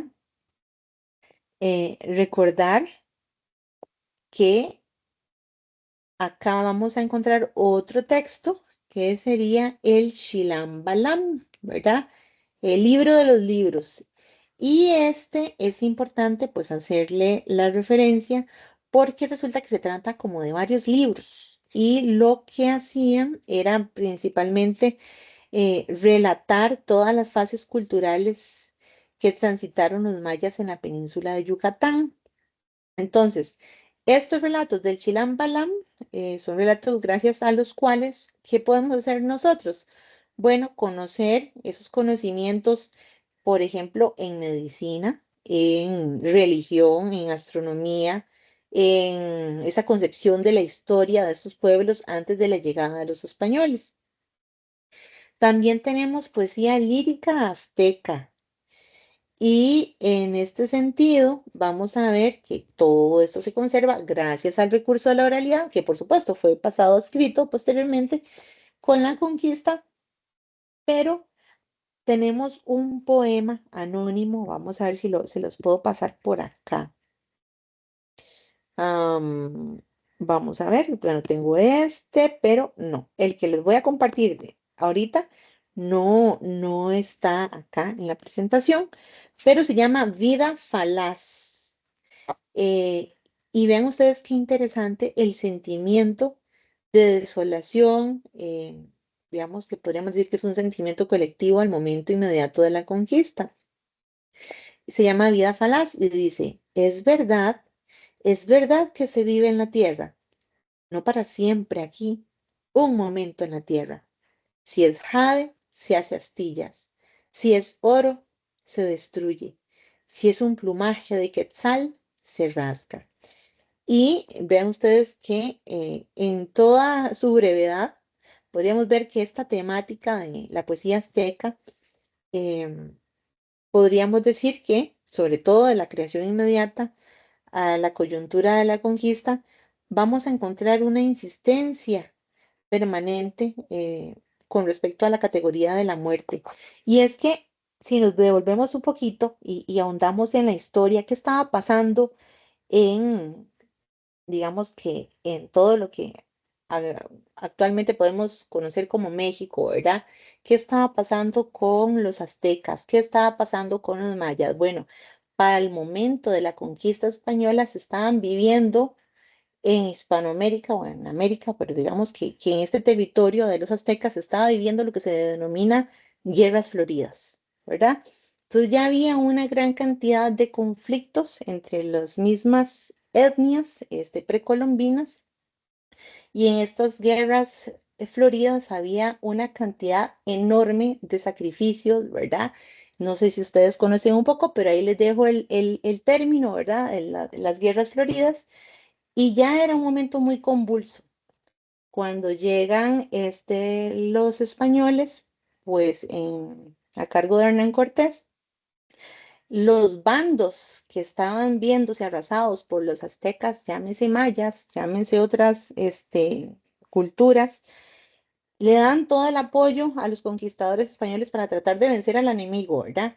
Pero ya ustedes conocen un poquito más el desarrollo de este proceso de la conquista y cómo culmina, ¿verdad? Pero sí, es cierto, el sentimiento de la muerte, de lo desgarrador, de lo efímero, de la propia existencia, era una cuestión permanente y era latente, ¿verdad? Había muerte por todo lado y sacrificios humanos a merced ¿verdad? Del día. Entonces, vamos a encontrar también elementos que tienen que ver mucho con este sentimiento, ¿verdad? De lo breve. Por ejemplo, este que dice así, no es cierto que vivimos y hemos venido a alegrarnos a la tierra. Todo aquí somos menesterosos. La amargura predice el destino aquí al lado de la gente. Em, y con estos elementos que podemos ir viendo, pues nos damos cuenta un poco como si fuéramos detectives, ¿verdad? Que vamos a ir encontrando pistas, huellas de cuál era ese sentir de estos pueblos. Con respecto a los orígenes del contar en Hispanoamérica, también tenemos un ejemplo indo-costarricense que sería por parte de los borucas. Vean ustedes qué interesante la forma en la que podríamos ver plasmada la lengua. Y acá lo que vamos a encontrar es la leyenda de la gran serpiente Tebecrán, ¿verdad? ¿Dónde podemos encontrar esta información? Si quisieran ustedes ahondar un poquito más. Bueno, fue un gran investigador, don Adolfo Constenla, que consagró su vida, ¿verdad? A rescatar la lengua de los pueblos indígenas en Costa Rica. Y hay muchas investigaciones, hay libros de don Adolfo por si ustedes quisieran profundizar un poquito más. Pero vamos a avanzar. Como les decía, ese contar fue de generación en generación, expresaba una visión de mundo. ¿Quiénes eran los que resguardaban estos relatos? Pues los ancestros a cargo de los mayores de cada tribu que se los transmitían a los jóvenes. Y estos jóvenes pues iban heredando, esa era su gran riqueza, ¿verdad? Esa gran herencia. Por eso es que vamos a encontrarlo en historias, mitos, ¿verdad? Que muchas veces vamos a verlo mezclado, ¿verdad? ¿Por qué? Porque ¿dónde podríamos ver esa mezcla? En el baile, en la música, en el canto, ¿verdad? Vean ustedes esta imagen que aparece acá, es precisamente los miembros de las comunidades indígenas borucas que están realizando el juego de los diablitos, ¿verdad? Que lo que están así allí interpretando es precisamente una narración tradicional que trata de la resistencia que tuvieron los indígenas ante la colonización. Entonces, pues aquí vamos a ir viendo que pervive a través de tradiciones mezclada con baile, con música, con canto, pero al final de cuentas están dando un relato, ¿verdad? Y estos textos precolombinos o de la conquista que nos llegan van a ser mediados a través de los españoles, o en escasos momentos por algunos indígenas que lograron aprender a leer y escribir, pero la verdad es que son muy escasos, es literatura muy escasa. Por eso yo les digo que del Popol Vuh es el texto que podríamos ver más completito. Comunidades indígenas, vean ustedes la riqueza que tenemos, ¿verdad? Em, lo planteo con la idea de visibilizar, ¿verdad? Eh, Podrían ustedes imaginar la cantidad de relatos, de textos orales que manejan, ¿verdad? Estas comunidades y que tienen una gran riqueza cultural. ¿Por qué? Porque permiten generar una nueva visión del mundo, que no conocemos nosotros, ¿verdad? Pero que están ahí y forman parte de nuestra riqueza cultural costarricense. Pero ciertamente contamos con un gran peligro y es la pérdida de la lengua. Cada vez más comunidades, lamentablemente, por razones múltiples, las nuevas generaciones se niegan a querer aprender la lengua materna o nativa, ¿verdad? Y lenguas en peligro. Tenemos la Malecu, la Terraba, la Boruca, la Cabeca, la Bribri, la Nove, el criollo limonense. Y esto pues hay que rescatarlo, ¿verdad? Es parte importante. Aquí formas distintas del saludo, ¿verdad? Para que vean ustedes la pervivencia que tienen estas lenguas, que ya cada vez estén más en desuso, que las generaciones, pues no, algunas generaciones no estén tan comprometidas, ¿verdad? Con resguardar este bagaje cultural. Pues bueno, eso es otro tema, pero sí, me gustaría que ustedes pues conozcan, ¿verdad? Bueno, tenemos importante las crónicas coloniales. ¿Qué es eso de las crónicas coloniales? Bueno, resulta que con la conquista, los primeros textos en lengua española que iban dejando, por así decirlo, testimonio de lo que se estaba haciendo con respecto a los territorios conquistados, estaba a cargo de frailes, a cargo de los conquistadores a través de crónicas. Hagan de cuentas que las crónicas eran como una especie de diario, ¿verdad? Y escritas, como les dije, por conquistadores, por colonizadores. Por supuesto, todo lo que escribían era desde su perspectiva, sino con cuál visión iban a escribir, si no era con la de su propia, ¿verdad? Con la de su propia mente, con la de su propia subjetividad. Y los otros, pues, van a estar muy poco presentes.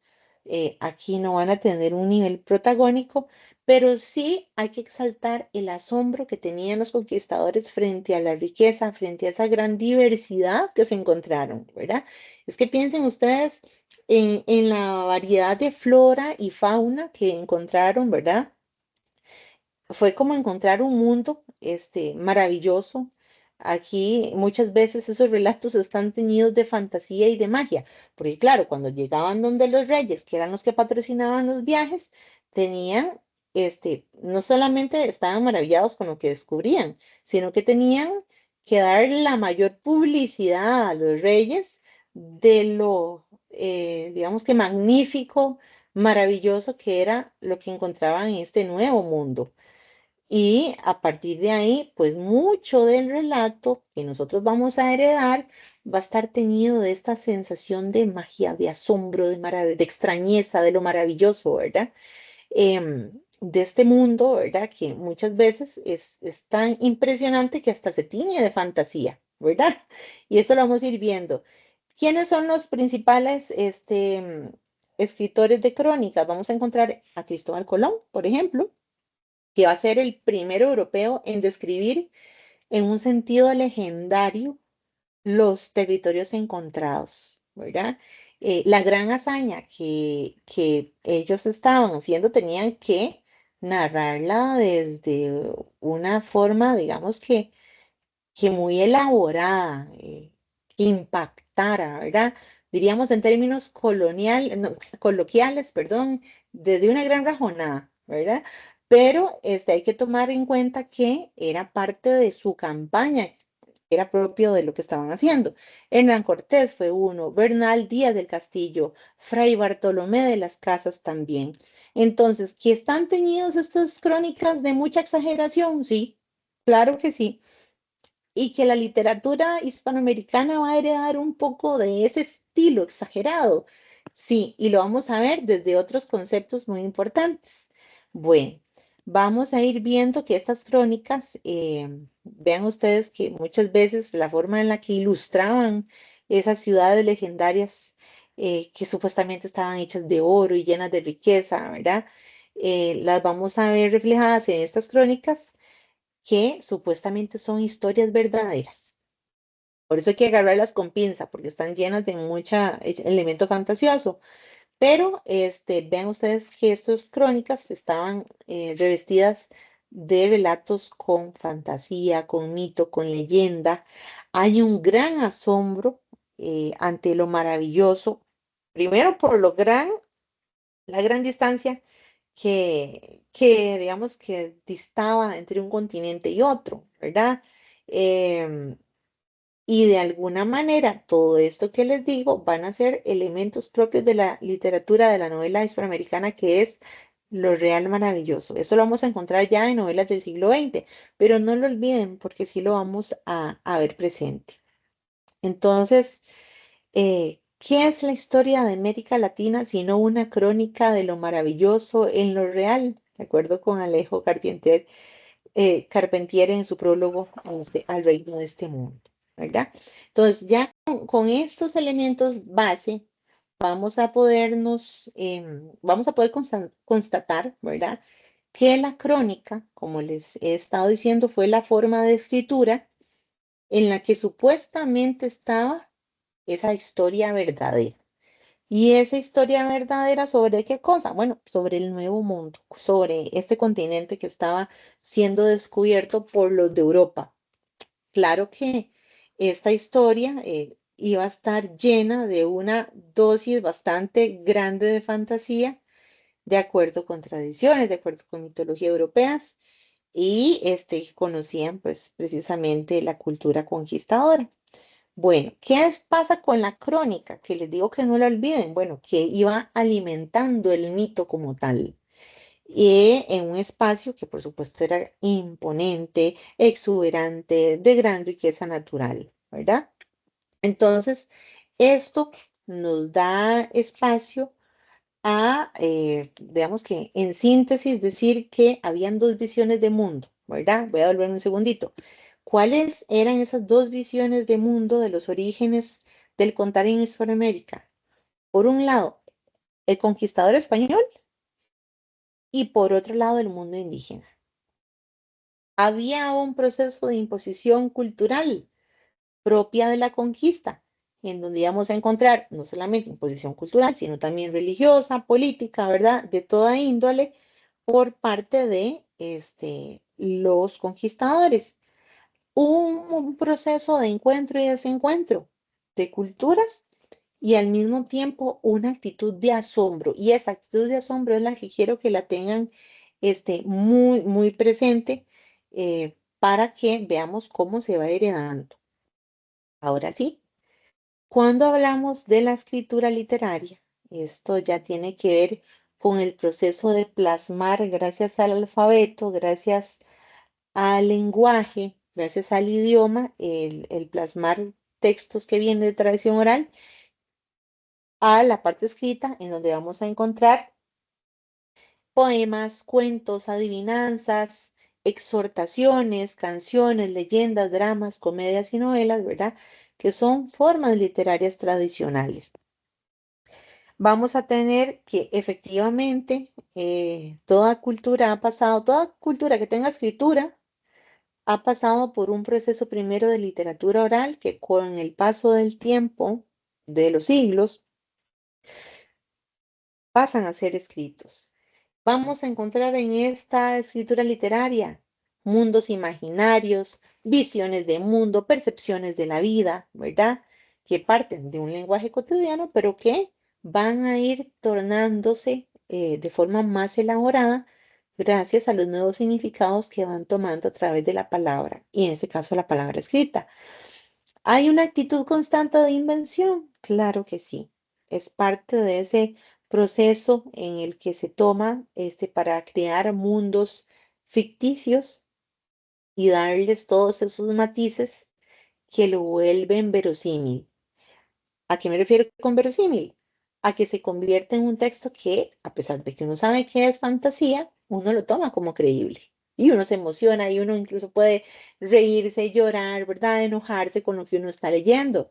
Y es precisamente por estos elementos. Ahora, em, vean ustedes que acá es importante tomar en cuenta que todo este conjunto de poemas, de cuentos, de adivinanzas, acá, pues las vamos a ir heredando gracias a formas tradicionales desde hace siglos.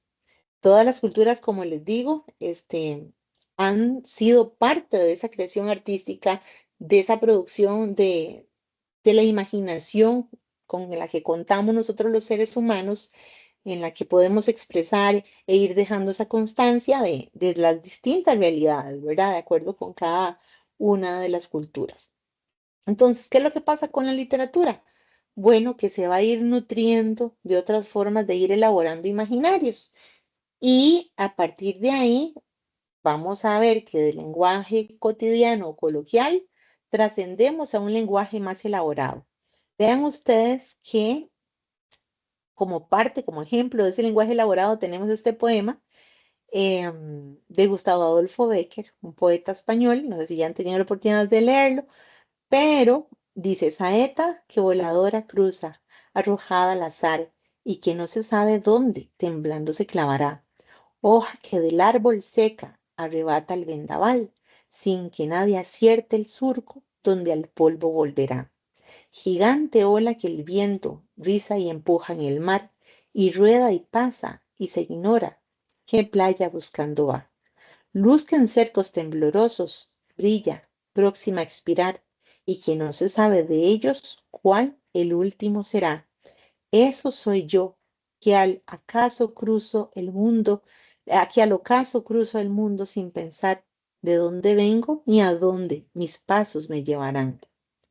Cuando les digo que hay una extrañeza en el lenguaje, que hay una distinción entre lo que podríamos denominar lenguaje coloquial y lenguaje literario, es porque nosotros cotidianamente no hablamos así, ¿verdad? Imagínense tener un diálogo con una persona que se expresa de esta manera, inmediatamente lo veríamos medio extraño, ¿cierto? Bueno, precisamente la literatura ejerce ya un lenguaje distinto y a partir de un contrato muy importante, y es el de la ficción, es el de saber, ¿verdad? Que utilizamos, por así decirlo, un acuerdo en donde sabemos que lo que estamos leyendo es producto de la imaginación, de la invención, ¿verdad? En donde se inventan cosas, escenarios, personajes, diálogos, pero que lo vamos a percibir, lo vamos a recibir como si fuera verdadero dentro de ese mundo imaginario. Así como existen películas, sagas, y está el mundo de Marvel, y está el mundo de Star Wars, ¿verdad? Entre otro montón de cosas, ustedes podrían pensar, bueno, cuando uno ve una película, o cuando uno lee un cómic, o cuando uno lee cualquier libro, uno sabe que lo que está ahí, plasmado no es real, pero lo tomo como real dentro de ese contrato, dentro de ese contrato, ¿verdad? Dentro de ese acuerdo, que uno tiene como lector o como espectador de asumir eso como verdadero y disfrutarlo por un espacio de tiempo, ¿verdad? ¿Qué es lo que sucede con la literatura? Bueno, que efectivamente es ficción. Vamos a encontrar que hay una expresión particular de una visión de mundo. Si es un mundo lleno de desesperación, si es un mundo lleno de romance o de terror, ¿verdad? Vamos a encontrarlo precisamente en estos elementos. Em, Aquí les voy a leer. Bueno, vamos a ir avanzando un poquito porque nos queda poco tiempo, pero aquí a lo que quiero llegar con este punto que tiene que ver con la literatura como ficcionalidad, es que ustedes van a encontrar dentro de ese espacio precisamente la forma en la que se va imaginando, en la que se va generando esa invención por excelencia. Cómo es que vamos a ir viendo en distintos fragmentos de las novelas que ustedes tienen en antología, esa forma en la cual vamos a ver representadas estas realidades de forma creativa, en donde vamos a encontrar lugares desconocidos, pero que nuestra imaginación va dándoles vida, ¿verdad? Las circunstancias históricas en las que se producen estos relatos van a ser muy, muy importantes. No lo dejen de lado, ¿ok? Recuerden que la literatura viene del latín y significa, ¿verdad? De latín litera, que es letra. Y por tanto, vamos a ver que sabemos que existe y ha existido una creación literaria oral, pero que, por supuesto, vamos a encontrarla ya en textos de forma escrita y a partir de ahí la literatura se convierte también en una práctica social. Ya aparecía el tema de la literatura, de los poetas, ¿verdad? Los poetas llámense escritores en nuestro lenguaje, en uno de los diálogos más importantes del filósofo griego Platón, ¿verdad? En donde había un debate de que si era bueno dejar o no a los poetas. Y al final deciden que mejor los destierran, que los saquen de esa ciudad, de ese mundo perfecto, porque todo lo que hacen los poetas es ficción, ¿verdad? Y como el arte es una ficción, es una imitación de la realidad, pues resulta que en el mundo de Platón no querían nada que fuera ficcional, ni de invención, que no llegara a engañar a los sentidos ni a distraer a los ciudadanos. Entonces, bueno, en el mundo de la República los destierran, pero esto es muy curioso, ¿verdad? Por el hecho de que llamen a los poetas como eh, causantes del engaño. ¿Y por qué? Porque, bueno, de acuerdo con una mirada más crítica de parte de Platón, era porque no se podía leer a cualquiera, porque decía que eran falsificadores de la realidad, ¿verdad? Ven ustedes digamos, lo riguroso que era Platón en ese sentido, pero nos permite conocer un poco el mundo, ¿verdad? Del debate sobre si es bueno tener poetas, llámese actualmente escritores, será bueno tener escritores, poetas en la actualidad. Bueno, ustedes quedan ahí con esta idea. Resulta que la literatura es creación, viene del griego poiesis, que tiene que ver con un acto, un proceso creativo. Es un proceso en el que la imaginación tiene un papel fundamental, en donde a partir de la imaginación se crean mundos imaginarios, una forma de imaginar la realidad, de dar cuenta de subjetividades, es decir, de formas de pensar, de creer, de vivir de distintos personajes en una obra. ¿Verdad? Eso, ustedes pueden, no sé si ya han tenido la oportunidad de leer, por ejemplo, a Don Quijote de la Mancha de Miguel de Cervantes, pero ahí es una de las obras más ricas de la literatura universal, en donde se ve precisamente todos estos elementos de los cuales les estoy hablando. Ahora, aquí, listo. La literatura es creación, entonces, ¿dónde está la poesía? ¿En el autor, en la obra, en el mundo? ¿Dónde está la creación? Y aquí tengo pues digamos que tengo un extracto de un poema, pero ustedes van a tener más oportunidad de ir leyendo para que puedan ir viendo la forma particular en la que se va creando esta ficcionalidad, este mundo imaginario a través de la palabra. La literatura es una práctica social y es parte de una producción cultural. Vean ustedes que toda literatura va a estar enmarcada dentro de un contexto determinado. Va a utilizar palabras, va a utilizar símbolos del lenguaje de la época. Por eso es muy común que le digan a uno, no, es que yo leo el Quijote, ¿verdad? Llámese el Quijote en su lengua original, dice, es que no se entiende. Bueno, eso es propio, ¿verdad? Del contexto en el que se escribió ¿verdad? La obra. Igual pasa con muchas obras que cortesía de muchos editores y de casas editoriales, pues tenemos libros que distan en muchos siglos de su creación, pero llegan con un lenguaje muy actualizado hasta nosotros. Pero ¿qué pasa con la literatura? Bueno, nos va a ayudar a comprender la historia de una cultura. Llámese, por ejemplo, leer la Ilíada o leer la Odisea. Está la riqueza que brinda, ¿verdad? Este tipo de obras que uno viaja en el tiempo y coincide, por supuesto, con un mundo antiguo, pero nos permite comprender, conocer cuál era la visión del mundo de los griegos, ¿verdad? Y también nos permite comprender las distintas épocas históricas. Yo siempre digo que literatura e historia, cuando se unen fuerzas, es una riqueza, porque es conocer no solamente la parte, digamos, de los hechos que sucedieron en un momento determinado, pero sino también verla con la riqueza de la producción literaria, porque vean que si la literatura es una práctica social, vamos a encontrar también dentro de ella toda una producción cultural que nos permite ahondar muchísimo más en qué vivieron, qué pensaron, cómo, ¿verdad? Cómo percibían el mundo. La literatura es una forma discursiva. Vamos a encontrar estrategias distintas. Piénsese en un escritor o en una escritora, así tenga muchos libros en su producción, ningún libro va a ser igual a otro, ¿verdad? Las formas en el uso de su lenguaje van a variar independientemente del autor, ¿verdad? Vamos a encontrar que el lenguaje, por distanciarse de la forma común y corriente de expresión, cuando hablamos de lenguaje coloquial, aquí vamos a ver que hay un extrañamiento.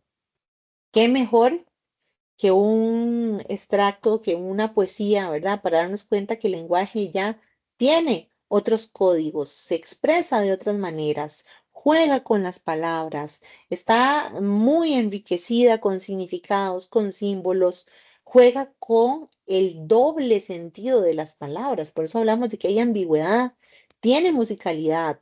Muchas veces la encontramos a partir de la rima, ¿verdad? Y eso le va dando un ritmo. Y también vamos a darnos cuenta que si se trata de un hecho literario, vamos a encontrar que tiene múltiples sentidos, que hay ficción, que hay una pretensión estética que permite pues múltiples lecturas. Entonces, para ir avanzando, ¿quién es el autor? Esto es un gran debate desde la teoría literaria, ¿verdad? Esta noción del autor que es propia del Renacimiento y del Romanticismo, pero que actualmente se va a ir asociando más con la individualidad, con ese genio creativo, con un elemento que tiene que ver con la propiedad, con los derechos de autor, ¿verdad? Con no llegar a generar una producción que no sea, digamos que original, porque si no se estaría incurriendo en plagio. ¿Y qué es lo que pasa? Que antes la visión sobre el arte era más colectiva, era más oral, era un legado cultural, era una herencia. No existía la visión del plagio. Entonces, si había una persona que escribía una obra, yo decía, no, digamos, poniéndose uno en los zapatos de esta época antigua, se tomaba el texto, decía, no, es que yo creo que eso se le puede arreglar esto, esto, esto. Se tomaba el texto, se lo asumían como propio también, y habían muchas versiones, ¿verdad?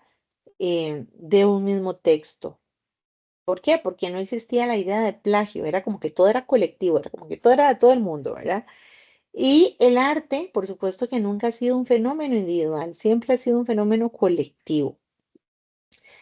Hay un elemento importantísimo con el que ya he ido hablando y mencionando varias veces y es el de la verosimilitud, porque precisamente es esta capacidad, esta cualidad de hacer algo que parezca verdadero, ¿verdad? ¿Y qué pasa con el mundo literario, con el universo literario? Que es explicable, pero no es verificable. Se puede contar, se puede relatar qué es lo que sucede dentro de ese mundo ficcional. Ahora, que yo lo vaya a comprobar en la vida real, eso jamás. Sí va a constituir una realidad ficcional. ¿Por qué? Porque a nosotros como lectores nos vamos a leer aquel texto y nos vamos a creer esa historia, este, sin establecer si la podemos comprobar o no. Y por eso es que la verosimilitud va a estar presente en cada obra, que va a ir creando su propia verdad y su propio universo ficcional. Ahora bien, también tenemos otro elemento que se llama intertextualidad y es cuando un texto dialoga con otros textos.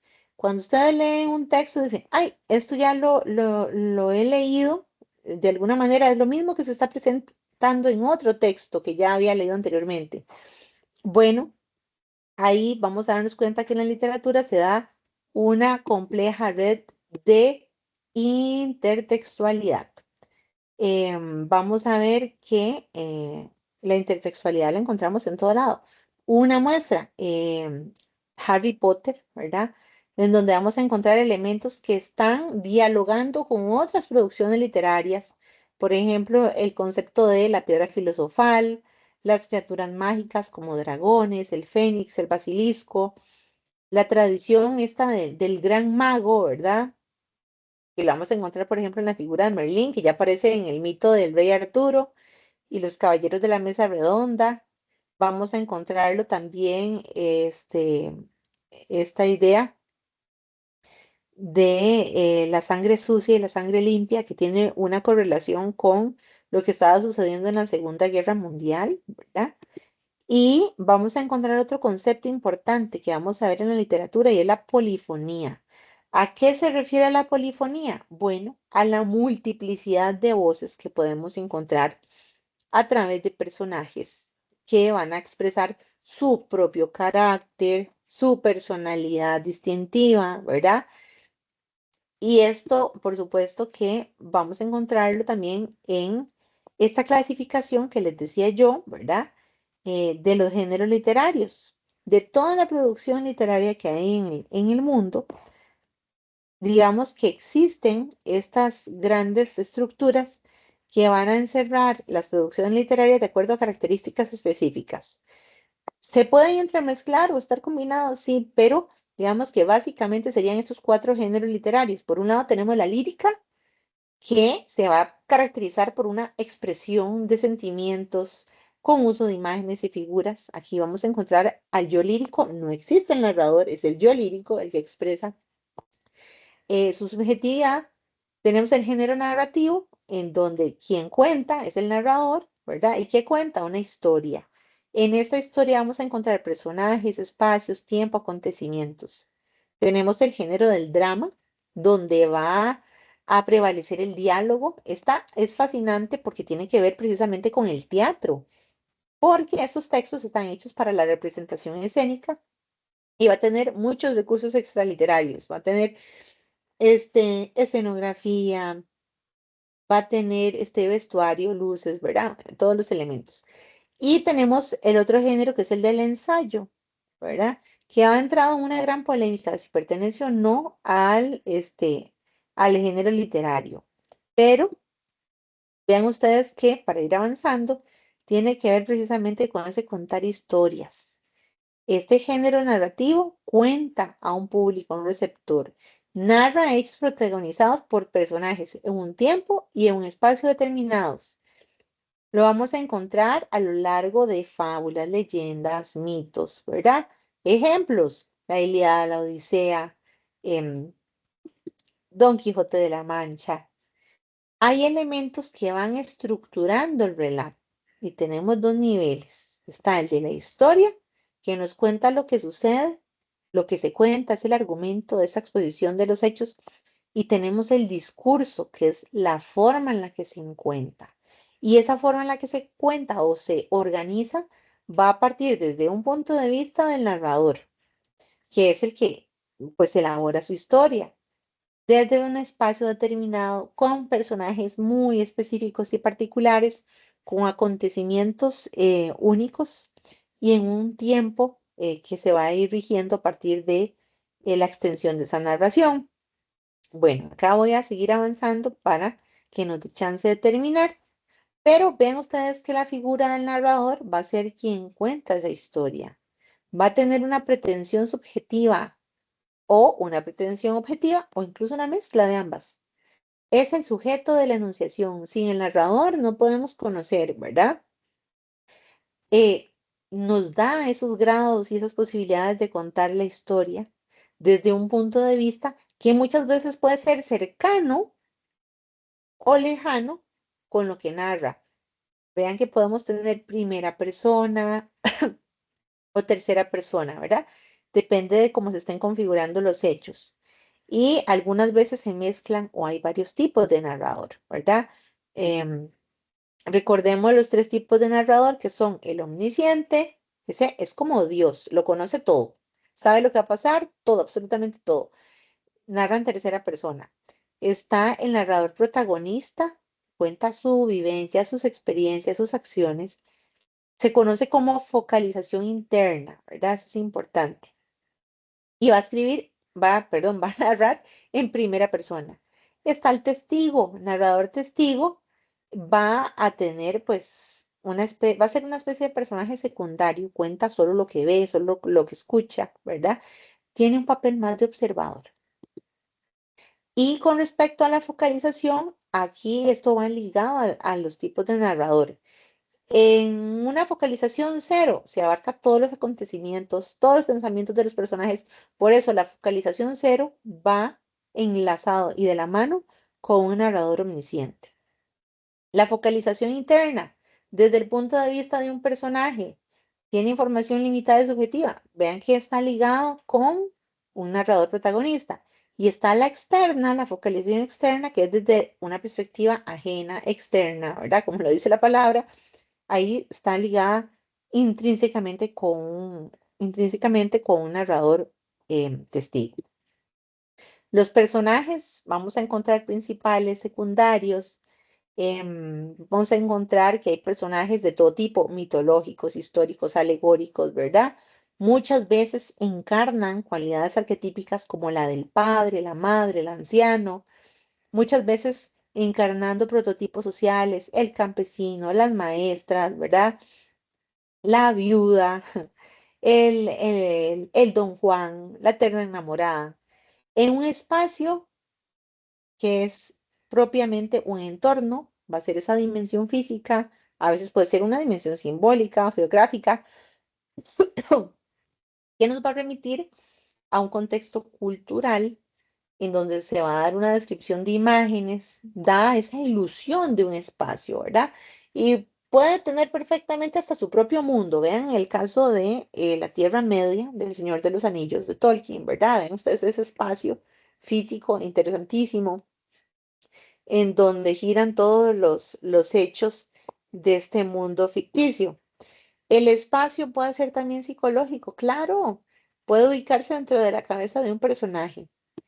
Y el tiempo, esto es parte de esa dimensión temporal. A veces puede que siga un orden cronológico, ¿verdad? Con ese orden de días, un mes, años, meses, días, horas, minutos, en un orden. Otras veces puede dar saltos en el tiempo. Podemos ver también, hay tiempos que son psicológicos, podríamos llamarlo, se llama tiempo interior. Y dentro del tiempo podemos dar saltos. Si es hacia atrás, es lo que se denomina flashback. que es lo que se conoce en español como analepsis. O puede que se trate de un flash forward que se trata precisamente de ir dando saltos hacia el futuro. Ahí se llama prolepsis en español. ¿Ok? Bueno, hay modos del relato. Eso quiere decir que vamos a encontrar estrategias para ir presentando ese discurso, llámese a través de un estilo directo, en donde vamos a encontrar diálogos o monólogos a través de un guión o de una raya. Y está el estilo indirecto, que es donde el narrador es quien cuenta todo lo que sucede. El título, de alguna manera, para que lo tomen en cuenta, de alguna forma estará relacionado con lo que se narra en el texto. Bueno, vean ustedes que el título va a funcionar como una guía, efectivamente, porque va a ir configurando o nos va a ir ordenando hacia dónde hay que ir leyendo, desde qué perspectiva, desde cuál punto de vista. El título va a ir guiando la ideología del texto, va dándole un matiz simbólico, un matiz cultural. Y nosotros, como lectores, vamos a jugar, por supuesto, que un rol sumamente importante, porque tenemos que ser muy activos en ese proceso de ir interactuando, de ir dialogando con el texto. ¿Qué pasa con nosotros los lectores? Que le damos una revitalización a esa obra en esa relación que tenemos con el narrador, con los hechos que se están narrando, ¿verdad? ¿Por qué? Porque nosotros como lectores completamos ese proceso de escritura. Nadie escribe para sí mismo, ¿verdad? Digamos, llámese un escritor que quiera hacer una novela, siempre está hecha para un destinatario. Y aunque diga que está hecha para sí mismo, ya ese sí mismo se convierte en su propio receptor, ¿verdad? Entonces siempre hay un proceso que completa un acto comunicativo. Y por supuesto tenemos el cuento, que en este caso pues se trata de una narración breve, que tiene una intensidad importante. Hay una economía expresiva porque aquí pues hay que decir mucho en pocas palabras y lo que importa es lo que sucede. Y en la novela, para que vean ustedes, está escrita en prosa, hay una gran extensión. Vamos a encontrar elementos como la polifonía, ¿verdad? Varias voces y estas voces las vamos a encontrar a partir de distintos narradores. Digo, perdón, a partir de distintos personajes. Luego encontramos acciones, argumentos, puntos de vista, personajes, tiempo, espacio, acciones. Estoy resumiendo. Vamos a encontrar que hay una interpretación del mundo y del humano. Y en Hispanoamérica vamos a encontrar temas muy interesantes, que es el desencanto, las soledades, las dictaduras, los amores, la violencia, la defensa de la libertad. Hay una negación e intervencionismo colonialista que va a estar muy presente, digamos, en las obras literarias. Pero en resumidas cuentas, ustedes ya, a partir de lo que puedan ir avanzando, van a darse cuenta que van a ser capaces de reconocer esas cualidades particulares de la escritura literaria en Hispanoamérica, cómo ha ido variando en el tiempo, para que puedan ir analizando elementos como el del narrador, el del mundo no mostrado y la relación que existe con ese contexto sociocultural para que también puedan ir identificando esas características discursivas, esas estrategias que las vamos a encontrar en ese mundo mostrado a partir de qué, el estilo, por ejemplo, el tiempo, el título de la obra, la importancia del lector. Estos son hasta el momento los contenidos que ustedes pues van a tener o ya tuvieron, ¿verdad? Si ya han leído todo lo que corresponde con respecto al capítulo 1, que es apenas introductorio, ¿verdad? Ahora, vean ustedes que esta sería la referencia bibliográfica para que le tomen una fotografía, porque cuando ustedes realicen el proyecto 1, 2 y 3, se les pide que escriban la referencia bibliográfica. Ya aquí la tienen, ¿verdad? Esta es la forma correcta en la que deben de plantear la referencia. Bueno, hasta acá hemos llegado, ¿verdad? Con respecto a la tutoría número 1. No sé si tienen alguna duda con respecto a los contenidos. Como les dije anteriormente, esta grabación va a ser subida a YouTube y luego ustedes van a tener la posibilidad de visitar todas las grabaciones de todas las tutorías que se imparten en esta semana. ¿Ok? No sé si tienen alguna duda y si no, pues agradecerles enormemente que hayan estado presentes en este espacio, que haya sido de gran provecho, que sea más comprensible, ¿verdad? Esto que ustedes van a tener la oportunidad de ir avanzando en la lectura y el análisis. Muchas gracias, profe. Con muchísimo gusto. Bueno, si no hay más por el Profe, momento, muchas gracias. Sí. bueno, que estén muy bien. Muchísimas gracias. Gracias, Buenas, igualmente. profe, yo Buenas sí noches. tengo una duda.